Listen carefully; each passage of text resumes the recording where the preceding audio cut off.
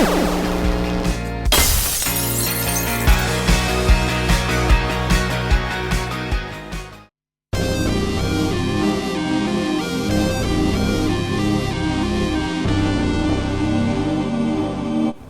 it's Gadget UK here again.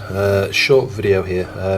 As you can see, we're looking at a Roland MT-120 digital sequencer and sound module. So it's a MIDI, as you can see, general MIDI device. This. I'll show you the back. The lid's not screwed on properly at the moment. I've obviously been inside this. I'll rotate it around so you can actually see what we've got on the back here. You've got a DC jack in. Now, the person got this from said he plugged in a 5-volt supply and smelled a funny smell, unplugged it, and at that point he thought he'd destroyed it. He then went away and got a 9-volt DC jack, connected that up with the correct polarity. In fact, I think he told me he used a Mega Drive jack, which is what I've been using actually as well.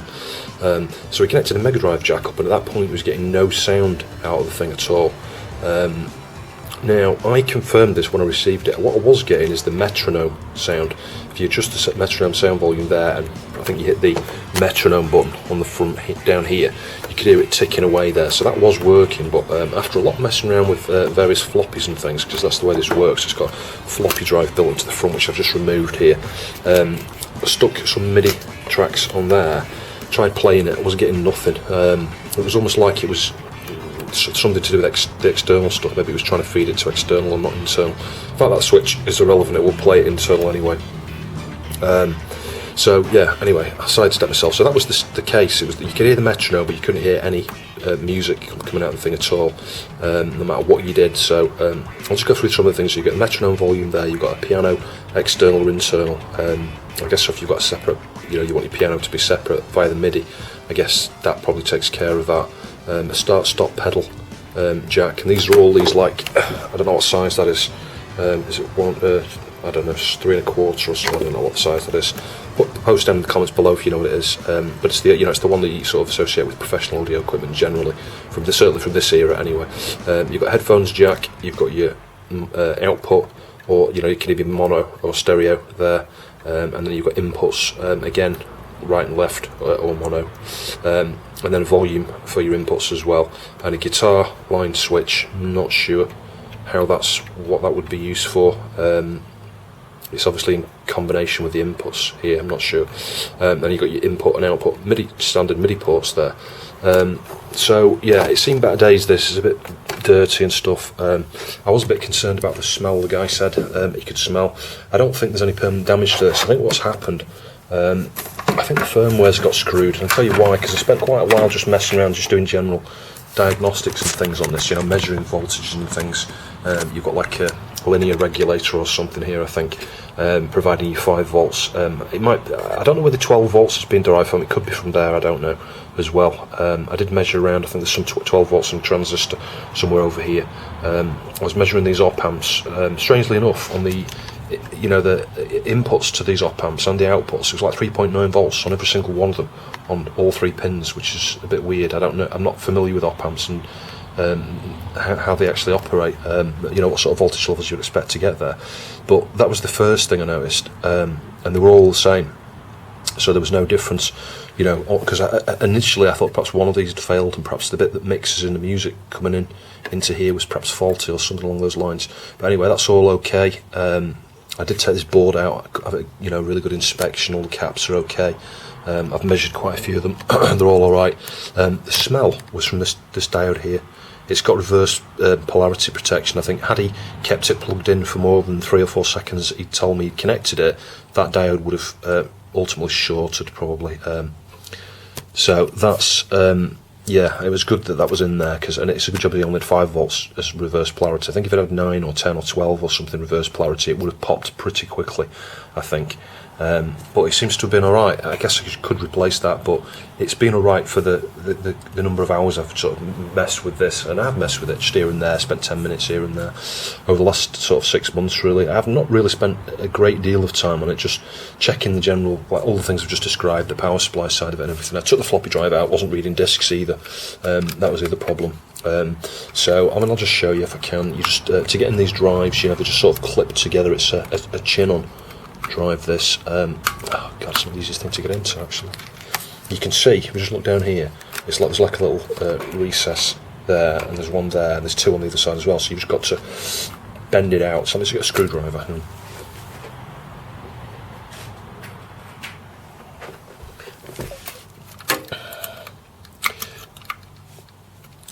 Yeah, so using a screwdriver you can just gradually ease those out on one side. Try not to damage the thing. There you go, and that should come off like that. So the only thing I've done here is just, you know, gently lift the head like that. Use a cotton bud with some isopropyl, wipe the bottom head and then wipe the top head. You know, don't bend it any more than sort of about that angle there, you know, where it feels like it's naturally stopping.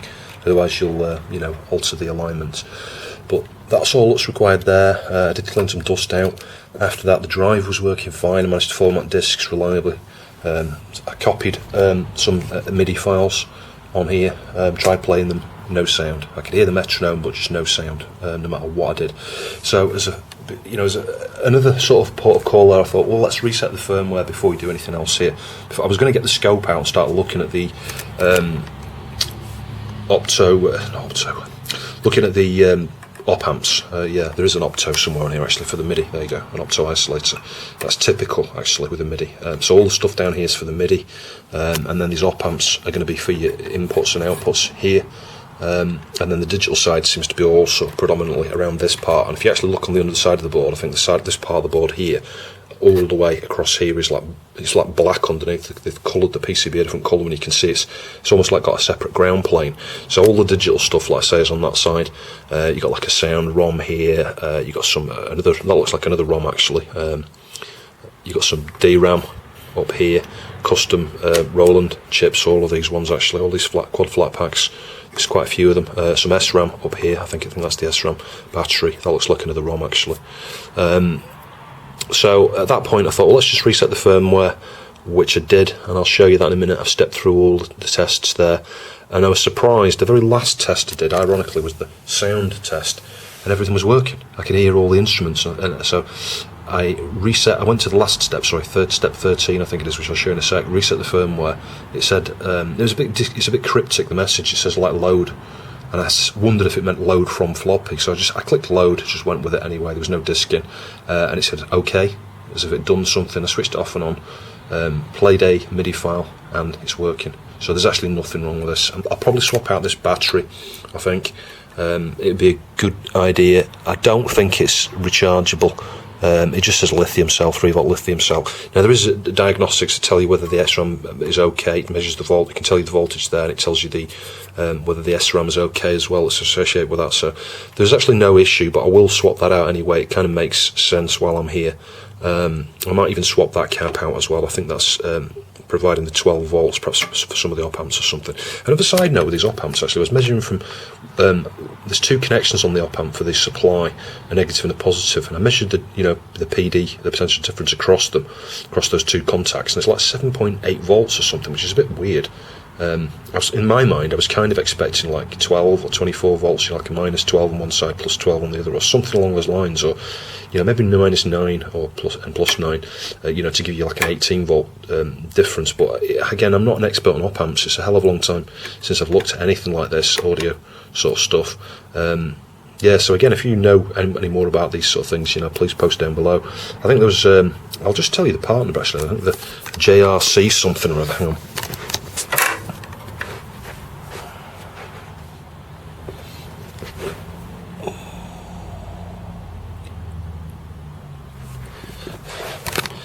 Yeah, I've just had a quick look. There a JRC 4565D.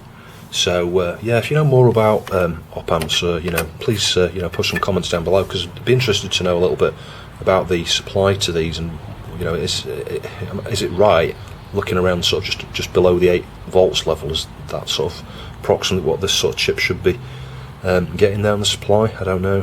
Having said that, that was before I reset the firmware, but I don't think that's going to make a difference, to be fair. The firmware is only going to be affecting the digital side of everything, really. It's a bit strange though, it wasn't playing any sound at all. But anyway, what I'm going to do now is just reassemble this, clean this up. You know, the case is a bit marked, it's got some mucky marks and things, so I'll get some plastic cleaner on that and hopefully bring it back to you. I'll show you the results. I'll connect up some speakers and we'll just have a listen to it. So here we go, it's cleaned up as good as I can get it really. You can see, you know, with the plastic's a bit faded and stuff here, and there's this mark, I don't know what's happened in the past. But yeah, it's not too bad. Yeah, there's a bit of glare there. You can see if you're looking at the light, it looks a bit of a mess, but yeah, it's only when you get it in the light, you can't really do much about that. It has been marked in the past, but if I show you on the screen here now, I'll just run through some of the options. In fact, first I'll show you how you get these in diagnostics mode actually. Switch it off, so yeah, power switch is on the left hand side, and then you hold down the two blue buttons, the play and this one here, the song button, and the repeat button, and then switch it on if you watch the screen. There you go, it shows you the firmware version. I'll just get you a closer look at that. I can get the glare off it. So you can see that's the firmware version, then use the fast forward and rewind to go through the different options. So number 2's the RAM and battery test, let's do that. You can press play button to run it. As you can see, it says the SRAM's OK, battery voltage 3.1 volts, DRAM OK. So we can go to the next test, clock. I'm not going to do that. You probably set the time and date actually in there as well at the same time. Sound ROM, so I'll click play again, let's do that one. Sound ROM's OK. The disc, I'm not going to do that test because it might be a destructive test. It probably wiped the disc that I've got in there. So number 6 is software and socket. I think you press this, yeah, it wants you to press the buttons. So it says press all song, I think, so that's all song, -1. You just go around, you press whichever button it's telling you to press, so sound, disc, what's down, up, memory clear, can't see the damn thing, backwards, forwards, and then when it comes up saying ST, start, stop, it's the pedal thing in the back. So if you just put like a mono adapter in there, that will trigger the pedal as you put it in. There you go, you can see it's worked. Piano, then there's a switch on the back, let's just do that one, and it says it's OK. So all the switches have been tested out there. I think I mean switches and sockets, I think that's what I mean, it's not software and sockets, switches and sockets. So we'll do the next one, MIDI, I'm not going to test that, I need to connect to Synth or something up to that. HULED, I'm not going to test that, there's not a lot of point. LCD, that just fills all the screen with different patterns and things, so you can test the LCD. The metronome, I know that works. Sound, let's do that one. So you can get a voice there, and as you go up through the different channels, I forgot how you do this. Yeah, you can see it keeps playing a tone for each channel you choose, and I think if that stops, you know you've got a fault in one channel. I think that's how that works. So we'll stop that if I can, I'm not sure how you do it.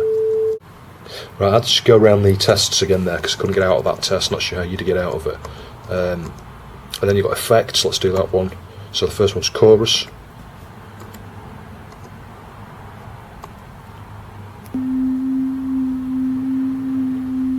So that's working okay, let's do the next one. The next one's hall. That works okay. The next one's delay.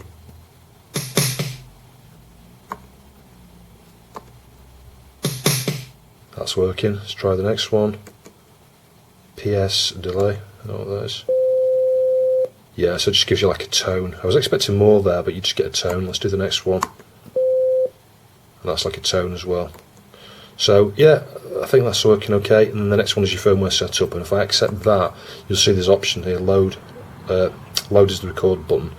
Or if you don't want to do it, you click the stop button. Well, if you press the record button, it just says load OK, so I guess that's reset the firmware at that point. There must be something stored in the battery backup or something, maybe that area got corrupted at some point and that was the problem with it.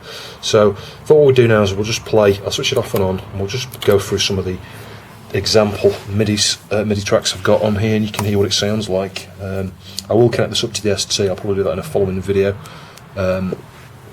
You'll see there to start, this says cannot play this format. It tries to play the first track on the disc. I press the stop button. I can then use plus and minus. I'll show you. Plus and minus over here to navigate the disc. That's the second one. I think that's the Adams family. Let's just try that.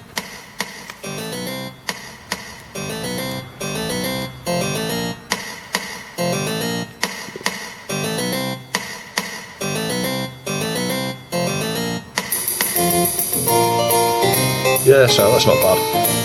I'll just stop that. These are only as good as obviously as the way the MIDIs have been developed. And it's the instruments ultimately. You've got to play around with connect one of these to synth and your drum setup and stuff, and play around with the instruments on the different channels and get the best instrument really to get the best out of your kit.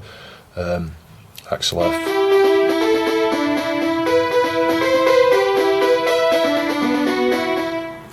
It's working alright. Let's try next one. What's that one? That's one of the Afterburner tracks, I think.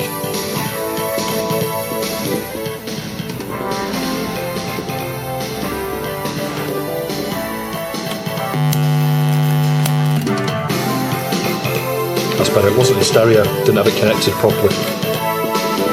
It is now.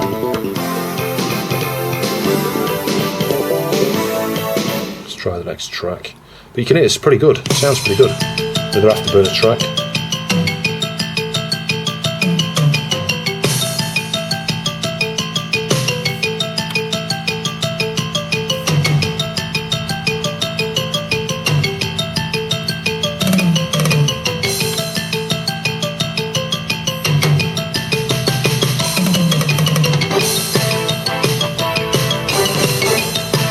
That's not bad. Not bad at all.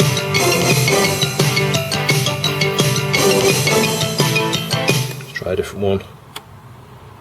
Altered Beast.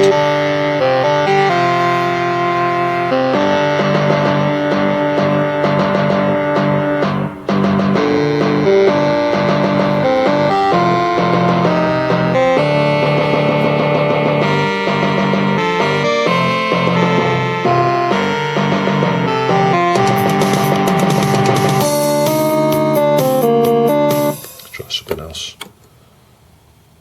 Desert Strike. God, that's loud. Turn it down a bit.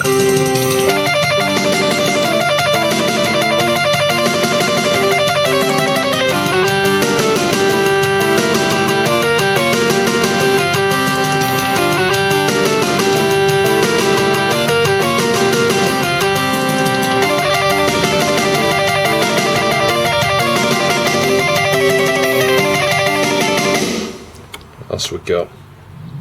Ghouls and Ghosts.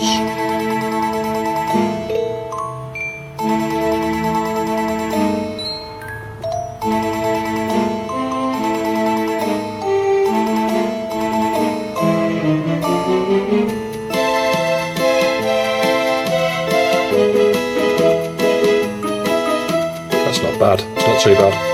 The next Ghouls and Ghosts track's quite good actually.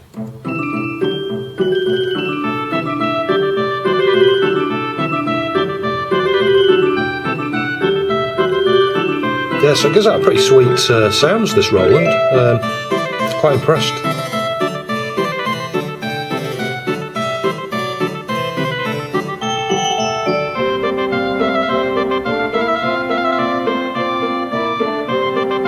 Let's try the next one. I won't play too many more, we'll just go for a few of these quickly.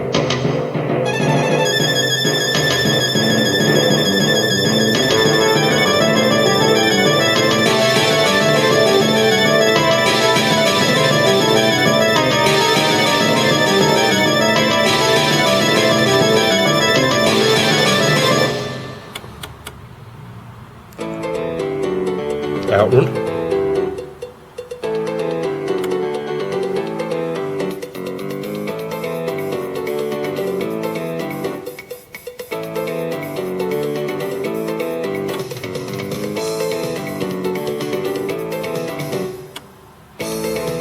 You can hear the floppy drive sort of accessing there in the background every now and again. That little light flicks just as it's doing a read. In case you're wondering, I'm connected this up to, just like an iPod sort of docking station, just to get a bit of sound out of it. Let's try the next one. What else have we got? Oh, I can't play that one, that one won't work. Some formats of these MIDI files don't work on these old kit, it's all about versions of file formats, I think. Streets of Rage 3.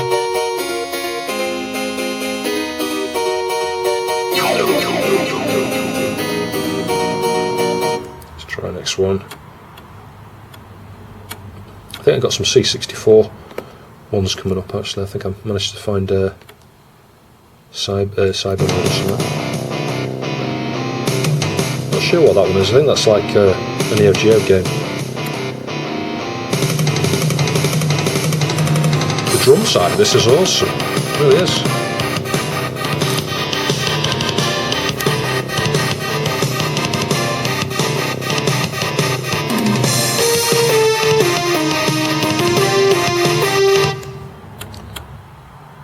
Magician Lord. Doesn't sound very good, that. Strange choice of instruments, I think, on this particular MIDI.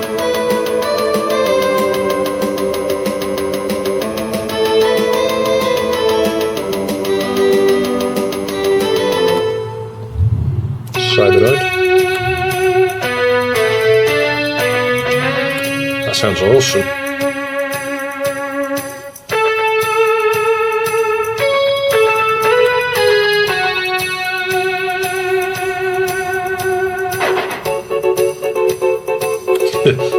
Not sure about that instrument. Sorry, the SD card ran out there for a minute.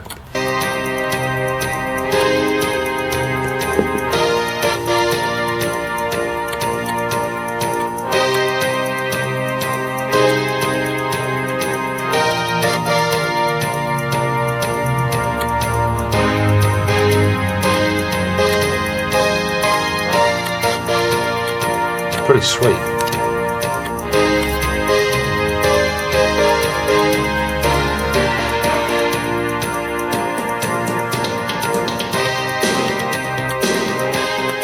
So just to close this video up here now, I'll just play a bit of Portal here. Not a bad pickup. It cost me £1, I think, with about £4 shipping. So that's pretty good going.